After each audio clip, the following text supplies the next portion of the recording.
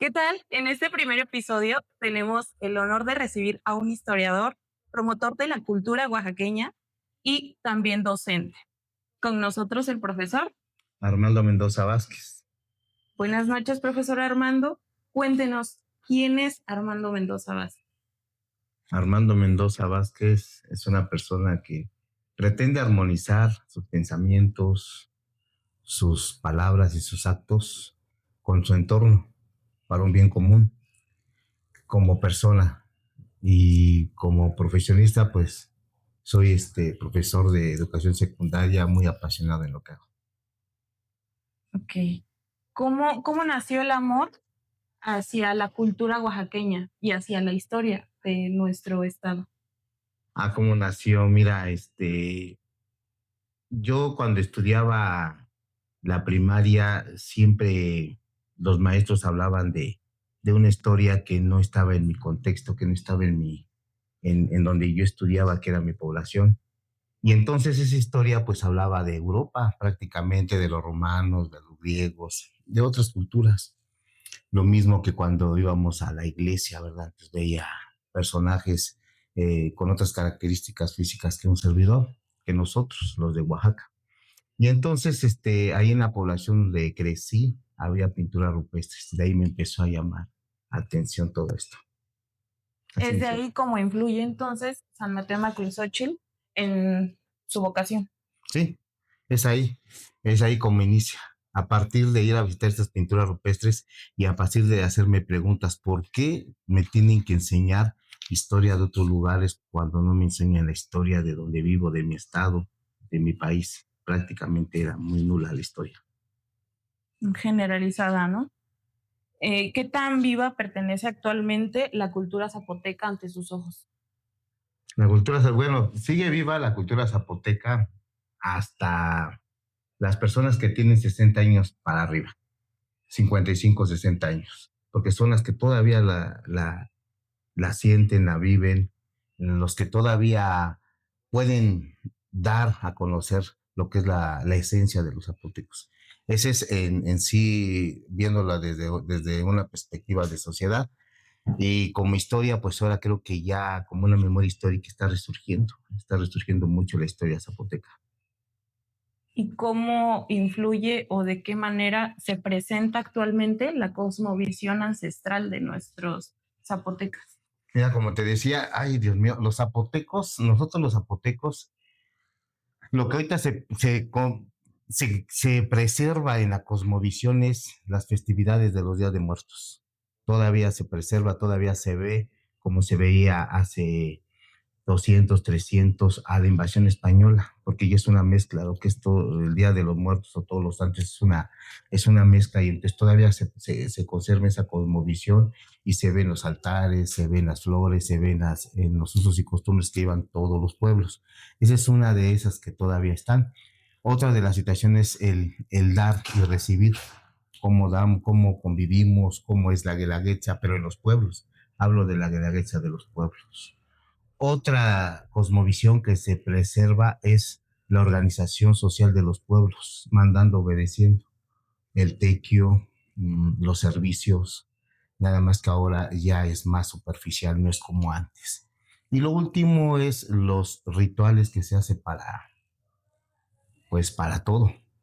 En los pueblos todavía se conservan esos rituales para recibir los alimentos, para sembrar, para cosechar, para caminar, para dar un paseo por el cerro y todo esto, ¿no? Eso lo digo con los pueblos originarios, los pueblos que todavía tienen habitantes de 55, a mi parecer. Es decir, que de 55 años, las personas de 55 años, a mi generación, supongamos, ya no conservan esas costumbres. Sí las conservan, en los pueblos sí las conservan, pero ya no tienen ya no le dan ese significado o ya no lo sienten tal cual es. Vamos a poner un ejemplo, ya viene la Guelaguetza en Oaxaca y todos algún día se van a poner guaraches, cacles, un huipil, un calzón, una camisa de manta, pero se lo van a poner por ese día y se van a sentir orgullosos y van a proyectar lo que es la vestimenta zapoteca. o la vestimenta mixteca, o la vestimenta guave, o la vestimenta que utilice. Pero ya no es como todavía se vive en esas comunidades donde las personas, a pesar de su profesión o su oficio, todavía sienten lo que es vivir como zapoteca, como mixteca, como las otras etnias que hay en Oaxaca, mijes, entre otras. Es decir, que ya no estamos valorando nuestra identidad, ¿cierto? La globalización nos ha absorbido, estamos enajenados. Estamos tan enajenados con la globalización que nos ha absorbido tanto que nosotros los adultos o las personas mayores también tuvieron algo que ver en no en habituar a sus hijos a que vieran a que la cosmovisión sea tal cual era hace 100 años todavía para atrás. Ok. ¿Y qué tan retador es actualmente preservar nuestra cultura, nuestra historia? Um, bueno, conservar, se dice que todavía la conservamos. Si ahorita vemos en un anuncio en la televisión, televisora, radio locales, se dice que todavía se conserva. Se habla mucho de esto, las fiestas oaxaqueñas, las de la guetza, las calendas, todavía se conserva, pero yo con mucho respeto para todo, yo lo veo muy superficial. Es decir, lo vemos, lo hacemos, pero no lo sentimos, no lo vivimos como se vivía antes. En ese sentido, se tiene que reactivar otra vez la cultura zapoteca, las culturas que hay dentro del estado de Oaxaca. ¿Cómo se va a reactivar? Viviendo y haciendo lo que siempre se ha hecho. Estando ahí donde se gesta, eh, por ejemplo, un bailable, el bailable, se me ocurre ahorita un bailable mije, ¿no? Estando ahí en esa zona, bailándolo en su entorno, viendo, estando con el público de ahí mismo, la gente de ahí, la gente nativa de ahí, y haciendo esos rituales que se hacen, pero con ese significado que le dan ellos. Porque hoy es como si fuera un lo que es un circo, algo que nada más lo ven y que lo perciben y que les dan aplausos. En ese sentido, así se ve ahorita o así se vive la historia o las costumbres de Oaxaca. Es uno de esos puntos. Y ante sus ojos, hablando de la valoración de nuestras costumbres, nuestras tradiciones, ¿cómo cree que podrían las instituciones ayudar a preservarlas o valorarlas? ¿Cómo se vende? Pues reactivando. Para mí, primero es haciendo talleres de concientización, reactivando, hablando mucho de quiénes somos. Todo el mundo sabe que si no sabemos quiénes somos, de dónde venimos, hacia dónde vamos, no vamos a saber, ¿no? Primero tenemos que tener en cuenta que somos una cultura que está dentro de una civilización que es a su vez una de las 6 civilizaciones madres del planeta. O sea, una de las 6 civilizaciones, ¿qué es una civilización? Es una sociedad que construyó sus conocimientos por sí solas, fueron conocimientos endémicos. Nosotros fuimos una de esas 6 civilizaciones que a su vez aglutinaron varias culturas, entre ellas las de Oaxaca. Las más representativas, mixteca, zapoteca y todas las demás. ¿Qué es lo que pasa con este? Que nosotros, al igual que las demás civilizaciones, aportamos muchos conocimientos a la humanidad, ¿no? Desde el cero, que dicen que es maya, pero es de toda Mesoamérica, o del Semanáhuac, de nuestros calendarios perfectos, 5 calendarios perfectos, el año solar, el ritual de 260 días, todos los demás.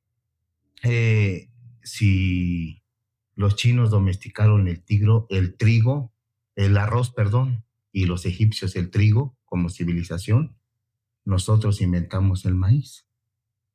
Entonces, desde ahí, si los niños, los jóvenes, ustedes, todos los que nos escuchan, todos los que nos ven, hiciéramos una reflexión de qué es de quiénes somos, como los chinos. Los chinos y los japoneses van a la par, va su tecnología, va su desarrollo tecnológico, válgame la redundancia, pero también van conservando sus tradiciones ancestrales, sus rituales, todo, y van a la par.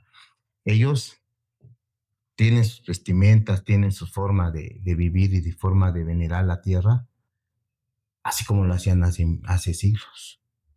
Nosotros ya no. Nosotros, como lo repito, solamente una vez o dos veces, hay veces que ninguna, queremos vivir como personas de origen zapoteca o mixteca. Entonces, si nosotros, si las instituciones a quienes corresponda hiciera talleres de concientización, de decir quiénes somos, de dónde venimos, qué hemos aportado, que nos sentamos orgullosos de todo lo que fueron nuestros ancestros, creo que desde ahí empezaríamos. Desde ahí empezaríamos y poco a poco, con ese orgullo, como ahora que ya viene el Mundial y que todo el mundo está hablando del Mundial, de que México y todo eso.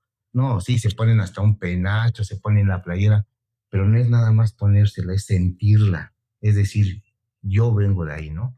¿Por qué me pongo? ¿Qué significado tiene esto? Entonces, si hacemos eso, de ahí vamos a empezar.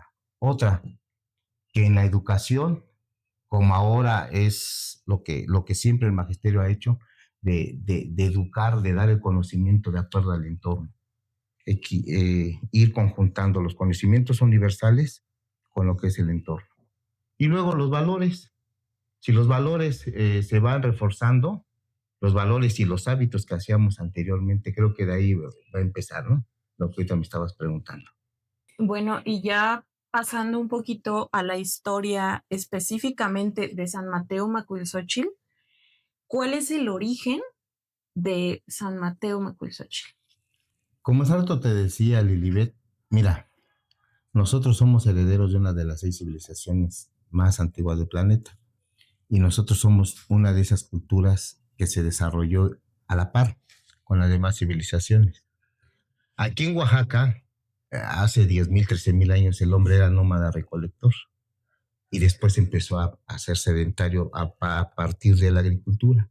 Macuilxóchitl tiene vestigios de esos vestigios sí, esos vestigios que hay de que el hombre era nómada recolector y pasó a ser sedentario.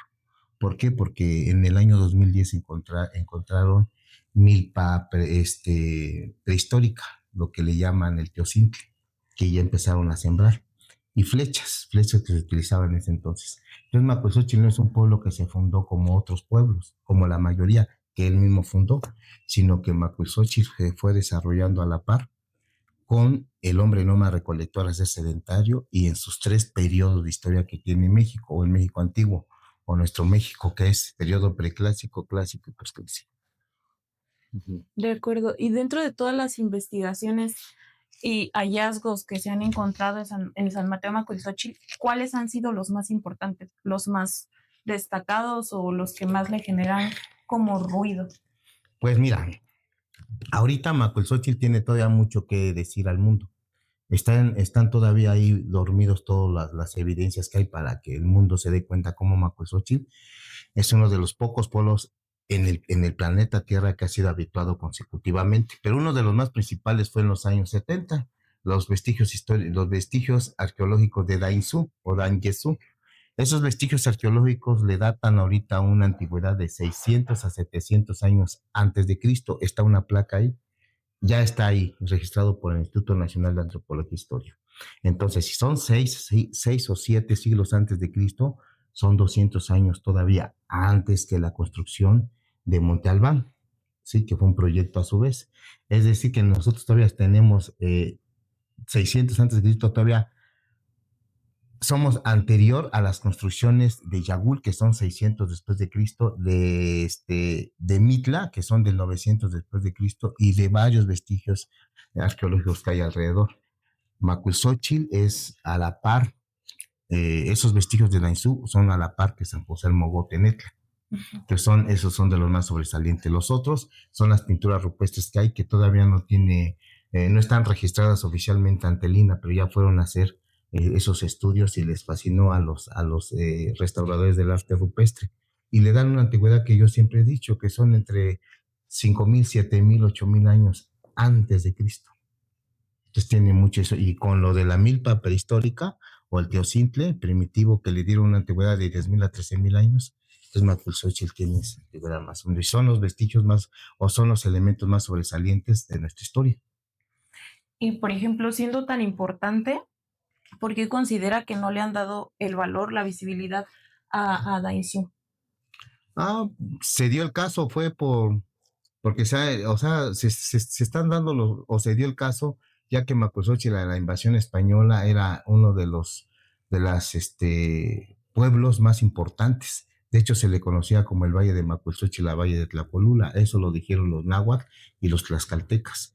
Y de hecho, ahorita está saliendo a la luz toda esa historia con los pueblos que están reconociendo ser hijos de Macuilxóchitl. El caso de San Juan de la Vía actualmente, que el caso de San Francisco La Chiboló, el caso de Santa Cruz Papalutla, el caso de San Juan Chicomizúchil y de todos los pueblos Tantana del Valle que saben que son de Macuilxóchitl. Pero Macuilxóchitl, al ser un pueblo tan importante, los españoles vinieron a invadir y quisieron someterlo a la fuerza. Macuilxóchitl no abrazó inmediatamente la religión católica y entonces le fueron quitando ese poderío, esa nobleza. Fue un corregimiento, uno de los principales corregimientos, está escrito en las relaciones geográficas de la Nueva España, como el corregimiento de San Mateo, de Macuilxóchitl, perdón, y Teotitlán del Valle, pero era Macuilxóchitl, ya que Teotitlán era su sujeto y todos los demás pueblos eran sus barrios. Y estaba el corregimiento de Mitla. Después de ahí se convierte en distrito, era distrito antes que Tlacolula, pero se lo dan a Teotitlán, ya que era una comunidad pues que sí había abrazado luego o le había dado la bienvenida a los españoles, pero nada más fue por un cortísimo tiempo y el distrito quedó en Tlacolula. Macuilxóchitl queda como municipio y en 1938 Macuilxóchitl pierde esa municipalidad y se convierte en agencia de San Jerónimo Tlahuachahuay, aunque tiene un vasto territorio hasta la actualidad. Porque antes, perdón, nada más agrego, antes Macuilxóchitl solamente colindaba con lo que es hoy Sachila o Teozopotlán. Y actualmente, cuáles son las colindancias? Bueno, su colindancia ahorita ya ha ido modificándose, le han ido quitando y lo han obligado a que esté cediendo territorios. Uno de esos fue en el siglo XVII cuando le quitaron la peona, que era el paraje entre San Francisco La Chigoló y Tlahuachahuaya, y así varios, ¿no? Y ahorita no te puedo definir bien, pero sí tiene un gran territorio a comparación de su presidencia, de donde es la presidencia, que es Tlahuachahuaya. Tiene mucho territorio de Macuilxóchitl, de hecho colinda con Tlacolula. Muy bien.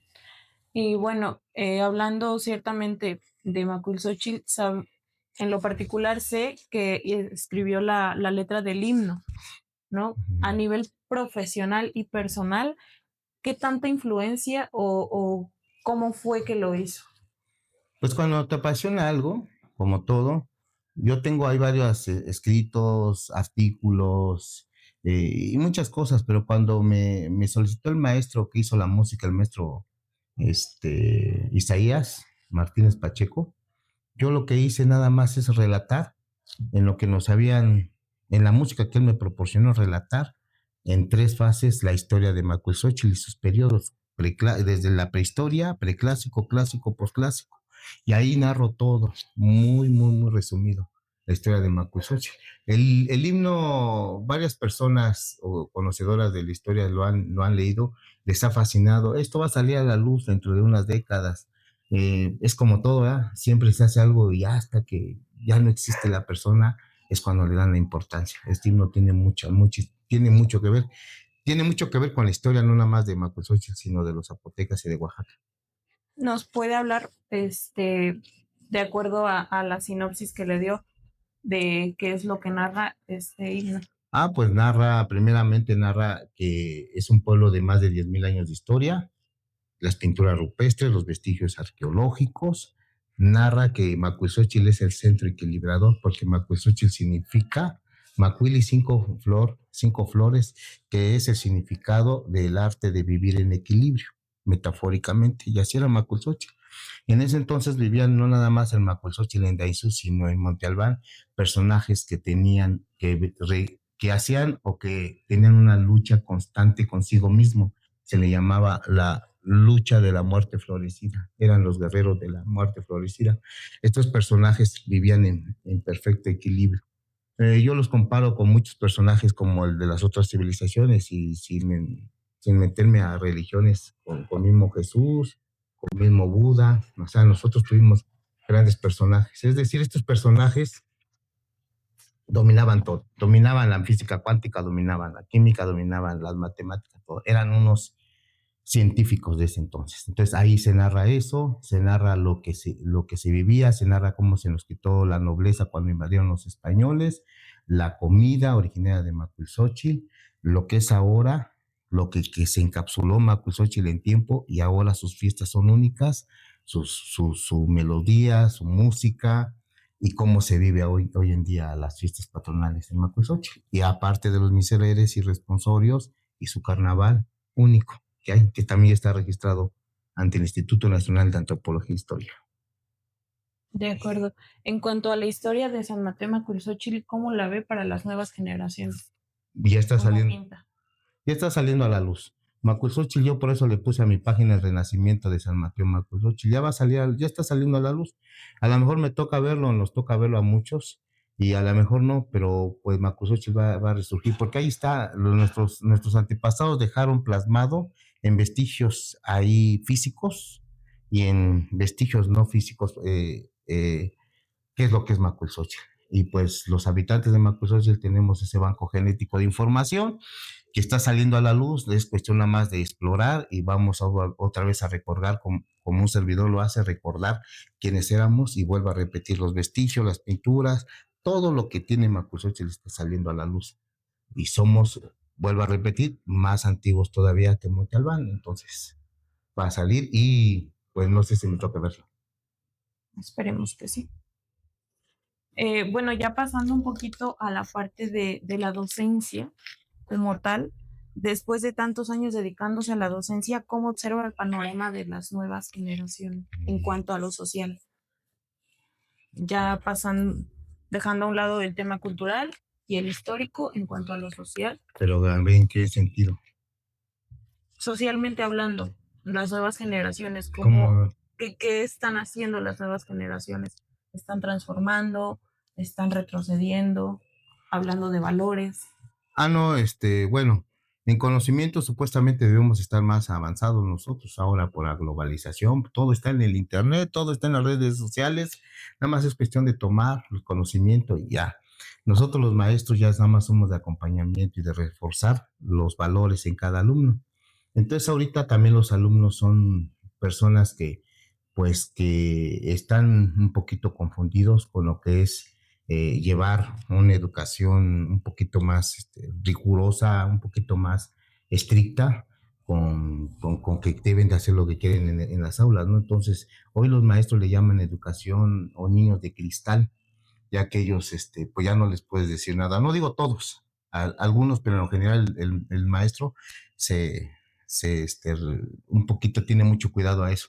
Yo ya no estoy dando clases, ahorita estoy en la coordinación académica, pero sí veo a mis compañeros que eso está pasando. Entonces, ¿cómo veo a las nuevas generaciones? Los veo un poco ajenos a sus raíces, ¿eh? O los veo muy ajenos. Es urgente que el magisterio y los maestros retomen eso y que cada tema universal que le den a sus alumnos lo relacionen con su entorno y más aún todavía ese entorno de antes, ¿no? Pues estamos hablando de historia, por ejemplo, qué estaba pasando en la Segunda Guerra Mundial en Europa en 1944-45, qué estaba pasando en Europa, pero qué estaba pasando en México, en Tlacolula, en Macuilxóchitl o en los pueblos circunvecinos. ¿Qué personajes había? ¿Cómo participó México? Hay que ir uniendo esos conocimientos. Esa es una para que el alumno otra vez tenga más identidad, porque la tiene, pero vuelvo a repetir, de vez en cuando es cuando tiene esa situación de estarte conectando con su población, con su identidad. Y entonces falta reforzar valores y que el alumno sea más, y que los papás sean más estrictos para que el alumno tenga más conocimiento, ¿no? Estudiando, no nada más agarrando de todo lo que es las redes sociales, la información, y no es eso, no es nada más copiar y pegar, es estudiar o analizarlo, verlo y cómo lo percibimos. Y hacer un poquito más de conciencia, Sí, creo claro. yo también, ¿no? ¿Y de qué forma considera que podría implementar el sistema una manera didacta o para digámoslo así, para poder despertar el interés genuino de las nuevas generaciones en cuanto a temas culturales, en cuanto a temas de historia, que pues a muchos se nos dificulta quizás. Híjole, porque como soy maestro, ahora sí, como soy maestro, pues los que nos vayan a ver van a decir, no, pues esta persona está hablando a su conveniencia, pero sí el magisterio oaxaqueño hizo una propuesta que se llama el Plan para la Transformación de la Educación del Estado del Oaxaca, que es el PTEO. Esa propuesta ya la retomó el expresidente Andrés Manuel López Obrador y hoy se llama la Nueva Escuela Mexicana. ¿De qué se trata?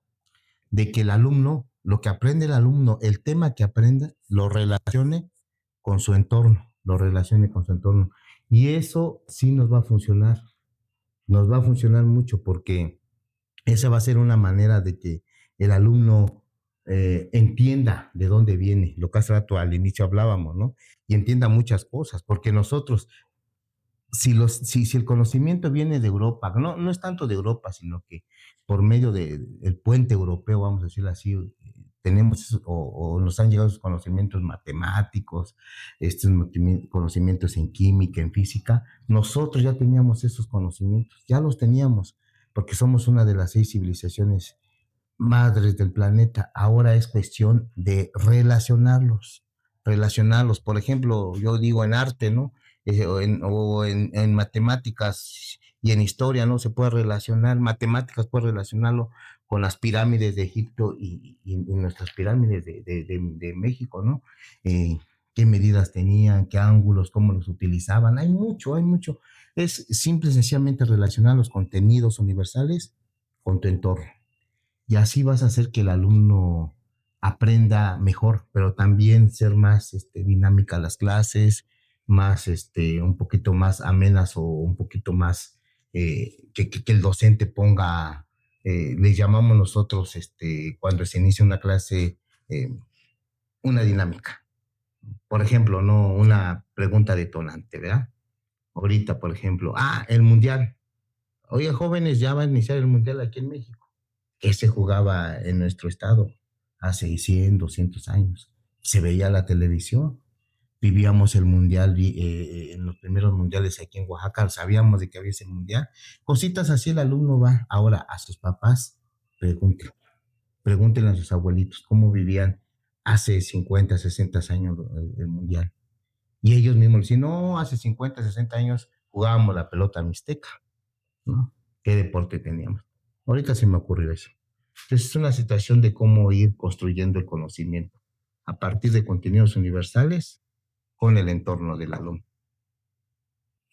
Ahora ya pasando un poquito más al tema musical, como mencioné al principio, eh, es profesor, es historiador, promotor cultural, pero también músico. En cuanto a esto, quiero preguntar, ¿qué, ¿qué tanto influyó el hecho de haber estudiado en el Conservatorio Nacional? Bueno, antes de iniciar con la respuesta, fui músico, ya no me dedico a la música. Claro, lo que bien se aprende nunca se olvida, pero sí ya no. Entonces, ¿qué tanto, cómo va la pregunta? ¿Qué tanto qué? ¿Qué significó o qué tanto influyó estudiar en el Conservatorio Nacional? Porque sabemos que es una institución pues a la que muy difícilmente entran y que en sí es algo estricto, ¿no? La institución. No, pues sí, el Conservatorio Nacional de Música es la máxima casa de estudios de México, yo así lo veo, no es como la UNAM o el Politécnico. Entonces, sí, sí, es muy riguroso ahí, son muy disciplinados. En mi vida influyó mucho porque al estar ahí te sientes ahora sí que es orgulloso. Y he tenido la suerte en mi vida de que yo inicié muy, muy grande ya a estudiar la música. Yo inicié a los 19 años prácticamente. A los 21 años ya estaba en el conservatorio. A los 21 años ya estaba en la banda sinfónica de la defensa. Entonces, al tener maestros muy enérgicos, inclusive un tío que ahí trabajaba, el maestro Ezequiel Mendoza, pues me exigió mucho, entonces, pues esa exigencia hizo que yo le echara ganas, ¿no? Porque si tú no ves si tú no primero no tienes necesidades y no tienes una exigencia contigo mismo y no te exigen los que están a tu alrededor, es prácticamente que no sobresalga, ¿no? Sí influyó el conservatorio. Me imagino entonces que ya no le costó mucho trabajo el tema de la adaptación cuando estuvo en la banda sinfónica de la Sedena. Pero hablando de disciplina, pues es diferente, ¿no? La disciplina en la música, ¿no? Que es disciplina, pero a la vez te enseñan a que vayas fluyendo, a que vayas haciéndolo bien, ¿no? Y en la banda es otra disciplina. Por eso yo he admirado mucho a los músicos militares, porque aparte de la disciplina musical, ahora la disciplina militar. Y es por eso que inclusive a mí me arrestaron 2, 3 veces. Recuerdo un teniente coronel o coronel que me arrestó porque le dije yo que era fácil formar un soldado, ¿no? En 3 meses hacían su CABIL, curso de entrenamiento básico individual, pero un músico militar lo hacías durante toda la vida. Entonces, claro que me adapté luego, y digo, he tenido esa suerte. Y de los casi 9 años que estuve en la Secretaría de la Defensa Nacional como músico, yo fui solista de atril. Estuve 8 años en los desfiles militares. Entonces, me sirvió de mucho en mi vida futura, que es ahora. De acuerdo. ¿Y por qué considera entonces que es importante preservar y difundir el tema musical, pero ya no para comercializarlo, sino por tradición? Por eso yo digo que desde un inicio, haciendo conciencia. Si hacemos conciencia en la cultura es todo y entre ellos viene la música. Entonces, por ejemplo, en un pueblo, yo voy a hablar de X pueblo en mi comunidad. En mi comunidad muchos se pelean o mucho hablan en las asambleas comunitarias de que qué se va a construir, se va a pavimentar una calle. ¿Se va a pavimentar para qué? Para que esté sucia, para que los perros ahí defequen. ¿Y por qué no decimos vamos a crear, vamos a utilizar ese dinero para hacer, no sé, hacer talleres musicales, hacer talleres de pintura, hacer talleres culturales? Todo lo que es cultura va a hacer que se desarrolle el ser humano. En ese sentido, si nosotros vemos o escuchamos cada domingo, como hoy, cada domingo, una orquesta, una banda, un grupo de guitarras, de cuerdas, un grupo de cantantes en un espacio, ¿sí? Y ahora con música tradicional que tenemos tanto talento, tanto compositor, pues eso le va a ir gustando a los jóvenes, a los niños. Así es, entonces es vivirlo como se vivía hace 50 años. Por eso hasta ahora es muy, muy resonado todas nuestras calendas y todo, que ahora se está distorsionando. Está haciendo un boom, está así como la espuma, está subiendo pero va a ir bajando. Y es lo que está Claro. pasando en todo, ¿no? Porque lo popular no dura mucho, como lo culto, ¿no? Y nuestra música oaxaqueña es muy culta, a pesar que se crea que sea popular o muy folclórica, pero está muy bien estructurada. Y hablando de músicos, por ejemplo, de San Mateo Macuilxóchitl, ¿qué músicos nos pueden mencionar que admiren? Híjole, son demasiados músicos de Macuilxóchitl Macuilxóchitl ha dado mucho músico al mundo hablo, ¿eh? Hoy en día está lloviendo, hace unos momentos está un pariente, Pantaleón, Arturo Pantaleón Mendoza Hans, algo así, por su mamá, se apellida así, pero están varios que ya fallecieron. Acaba de fallecer el maestro José Torres Pantaleón, que fue integrante de la OFUNAM. Está el maestro Erasto Vázquez, que acaba de jubilarse de la Orquesta de Ópera de Bellas Artes. No, no hay demasiados. Y si menciona más, está Álvaro Mendoza, mi tío, que falleció hace 50 años, Gonzalo, Efraín Mendoza, están Genaro Martínez, está Juan Vázquez Pantaleón, que compuso la banda de Oaxaca, la marcha Oaxaca Oaxaca, no me acuerdo si es hacia la victoria, pero Oaxaca el primer lugar en el sexenio del licenciado Eladio, el licenciado Eladio Ramírez, y de cuando era gobernador, y el segundo lugar el maestro Florentino Martínez Torres. Y hay muchísimos que ha exportado Macuilxóchitl al mundo, demasiados, ¿eh? Me tardaría más tiempo en nombrarlos que en lo que se va a acabar esta entrevista. De acuerdo, ahora vamos con una ronda rápida de respuestas. Me va a responder lo más rápido posible. Un personaje histórico que admire. Benito Juárez. Un libro indispensable. Hay varios, pero indispensable para vivir es los 4 acuerdos. Una tradición que nunca debe desaparecer. El Día de los Ancestros o Día de Muertos, como le llamamos ahora. Un valor fundamental para los jóvenes. eh, híjole, otra vez, perdón. Un valor fundamental para los jóvenes. La verdad, hablar con la verdad. Una palabra que describa Oaxaca. Esencia de México. Bueno, pero en 3, ¿no?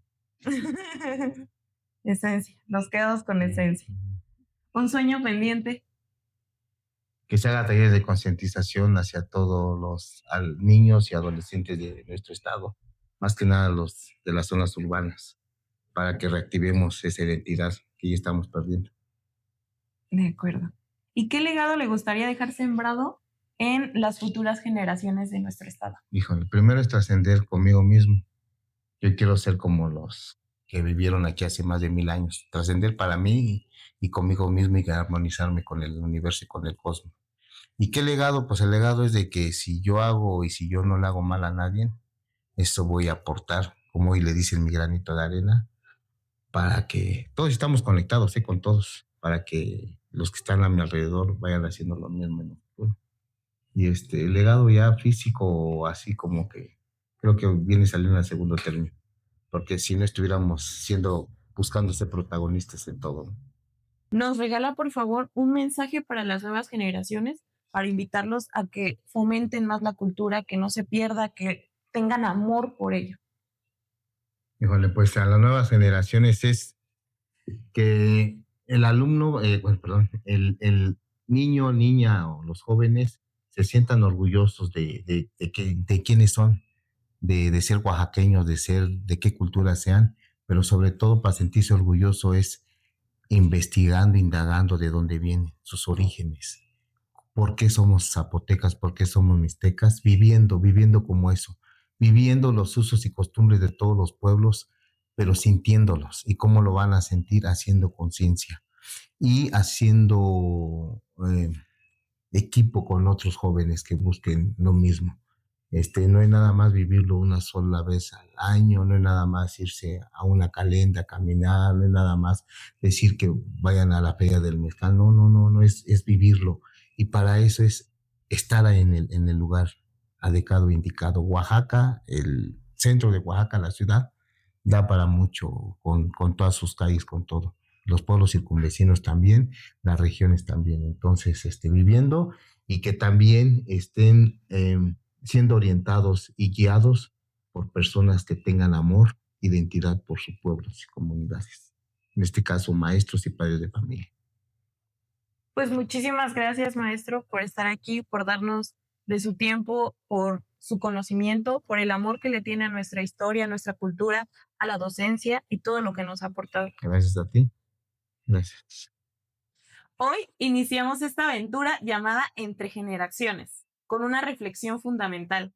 Conocer nuestra historia es entender quiénes somos y hacia dónde queremos ir. Gracias al maestro Armando Mendoza Vázquez por compartir su conocimiento, experiencia y amor por la difusión de nuestras raíces. Soy Lilibet Mendoza Rojas y esto fue Entre Generaciones, donde historias conectan generaciones y construyen futuro. Muchas gracias. Nos vemos en el próximo capítulo.